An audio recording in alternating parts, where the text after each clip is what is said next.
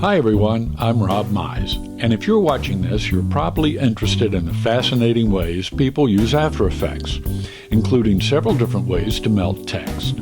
Let me offer one more approach that uses particles to melt text, logos, and other images.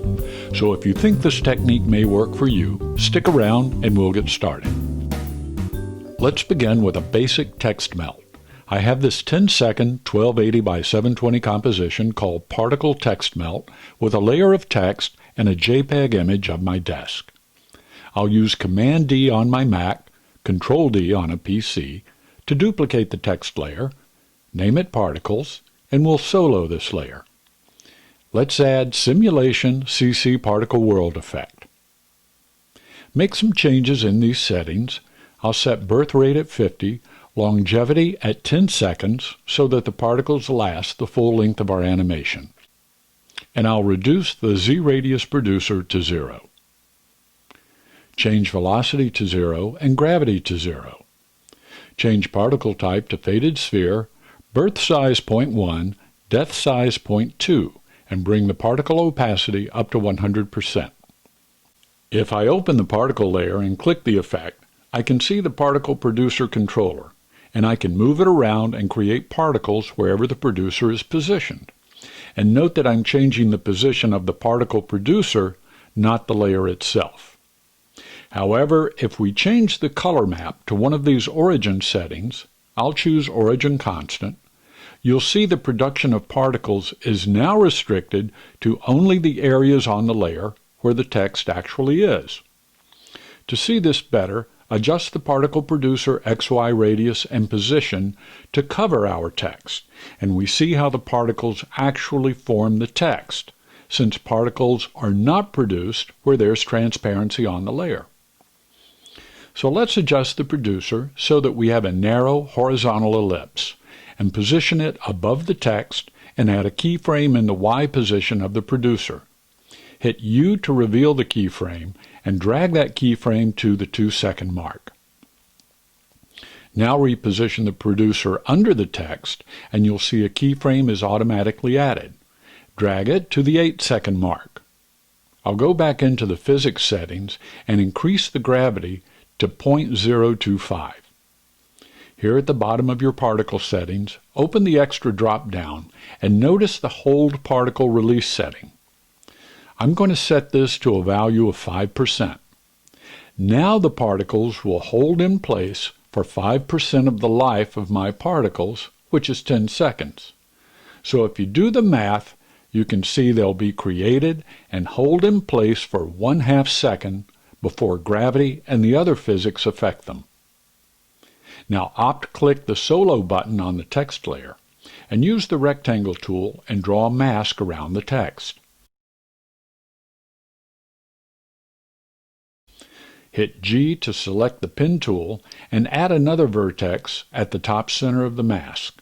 Raise it just a bit and hold Op to activate the Convert Vertex tool. Click this vertex to pull out the Bezier points and give it a bit of a curve that matches our particle producer. Use MM to open the Mask drop-down menu. The mask should be in the Add mode, and add a mask path keyframe and drag it to the 2-second mark. Hit V to activate the Selection tool and double-click the mask to select it. Then bring the top of the mask down under the text so that the text disappears. Again, another keyframe is added. Move it to the 8-second mark. Let's also feather the mask about 10 pixels. Now match up the animation of the mask path and the particles. This actually looks pretty close, but I can fine-tune the timing of these two animations by moving the mask path keyframes rather than adjusting the mask path itself. Let's go back to our particle physics settings and open up the floor menu and change the floor action to bounce. Change the bounciness to 50, the random bounciness to 0, and bring the bounce spread up to 100. So now our text turns to particles and you have a basic text to particle transition. If I hit Command-Shift-H, my layer controls toggle off, so I can see my animation a little better. This mask is hitting a little early, so I'll take this first keyframe and move it forward a little bit to better match the timing of our particle animation.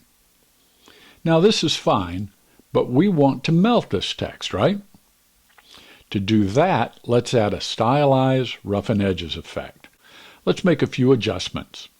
First, in the Layer menu, choose Layer Styles, Emboss and Bevel. I'll adjust the size and softness to about 15 and reduce the shadow opacity to 50%.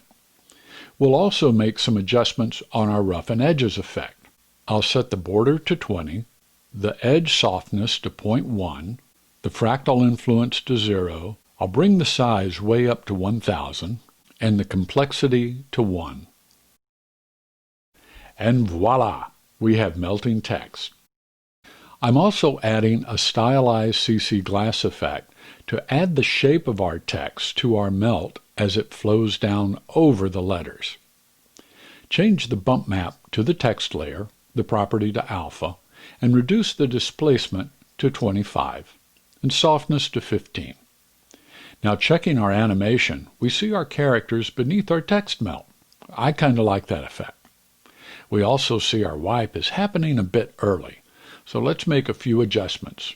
First, I'll adjust the Y position producer so our particles start to appear about the 2-second mark, and I'll adjust the mask path keyframes to match. If we look closely, we can see that due to the Roughen Edges effect, we've lost some of our edge particles at the top of our letters. So to compensate, in the particle effect, I'll adjust the inherent velocity to -50, which will pull those particles upward toward the top of our letters. Again, experiment with these settings on the particle and Roughen Edges effect, because these various adjustments can combine to give you virtually infinite variations on this technique. You can also change the transfer mode and play with the volume shade and the extra settings. And you could just as easily melt this from side to side. Just adjust the particle producer and animate the X position instead of the Y. Same for the mask path. And now your melt goes from one side to the other. Looking at this on our desk, let's dress this up a bit. Select the text layer and choose Layer, Layer Styles, Drop Shadow, and also Layer Styles, Bevel and Emboss, and we'll make that text pop a bit. We'll adjust the floor on this particle effect to match the bottom of our text. Now let's use the glow effect to add some heat to this animation. Select the text and choose Stylized Glow. Change the glow colors to A and B colors and change those colors to a hot orange. Draw another rectangular mask around the text and add a mask keyframe.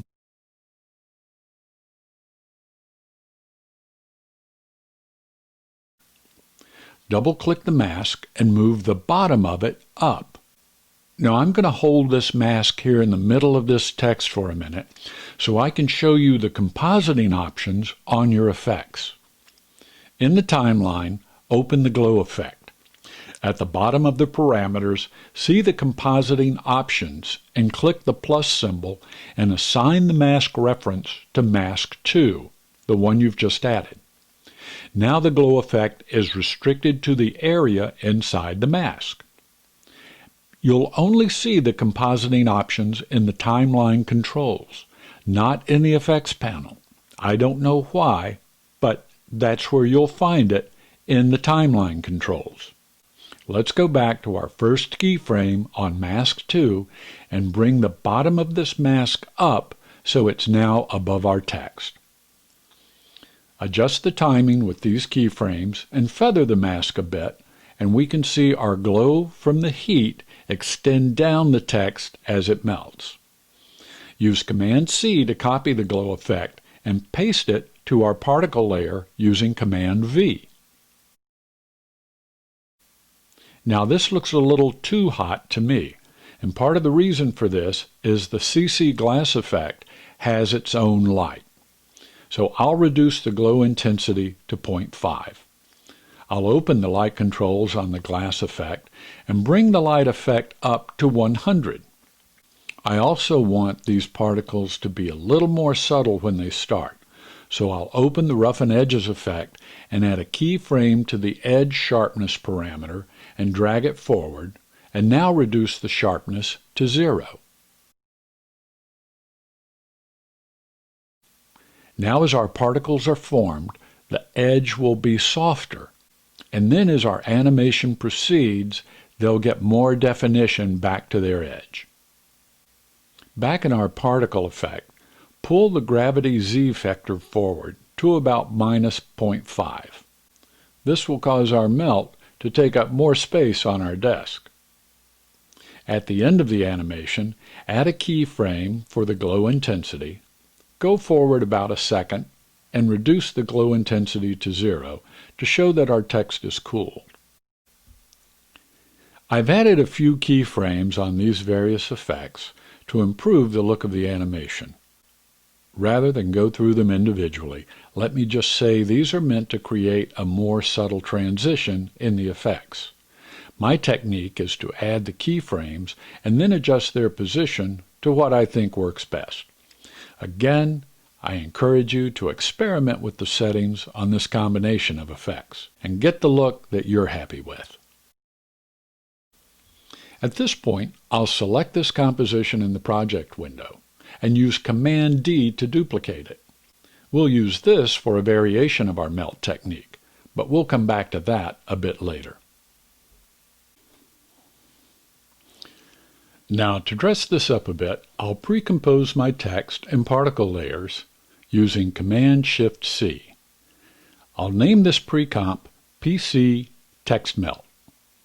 Use Command-D to duplicate this pre-comp, and we'll use it as a reflection of our text melt.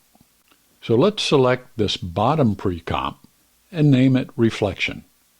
Hit Y to select the anchor point tool and reposition the anchor point to the bottom of the text. Right-click the reflection layer and choose Transform Flip Vertical to place our reflection on the desk.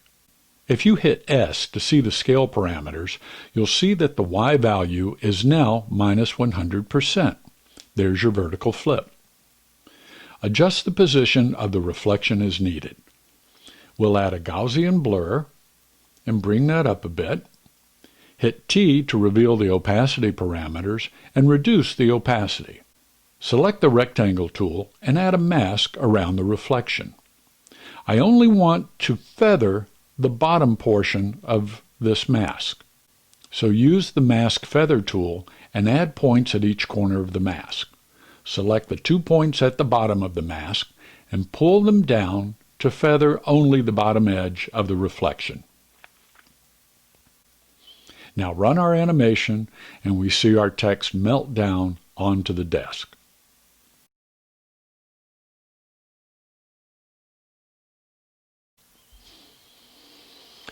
As the melt covers the desk, it also covers the reflection. So to compensate, I add a drop shadow to the melt, sample its colors, and adjust its parameters so that it can now serve as the reflection. I just keyframe the opacity to its current value from 0 and adjust those keyframes to slowly dissolve in the shadow to replace the now covered reflection pre-comp. I'll also keyframe the shadow color so that it matches the color of the melted text as it cools. I'll add a second drop shadow and bring it to the top of the stack to create a little separation from the melt, the reflection, and the text. Now in this variation, the text melts from the bottom and collapses into itself. The differences here are the particle producer remains at the bottom of the text, and birth rate keyframes turn the particles on at the start of the animation and off at the end. The text animates down into this mask that's in the subtract mode, so that it disappears as it lowers. I added keyframes to the mask path and position layers and used the Pan Behind tool to lower the text so that the mask maintains its relative position even while the position of the layer is lowered. I also used Animate All Transform Properties, then Add Selector Wiggly to add the Wiggly selector to the text. I added keyframes to the skew axis, and rotation parameters so the position and aspect of the individual letters shift and lose their integrity as they collapse into the particle melt. I changed the wiggles per second value to 0 so the letters don't continue to wiggle. Along with the same techniques for the glow effect and the pre-comped and shadow reflections, we get a melt that happens from the bottom up.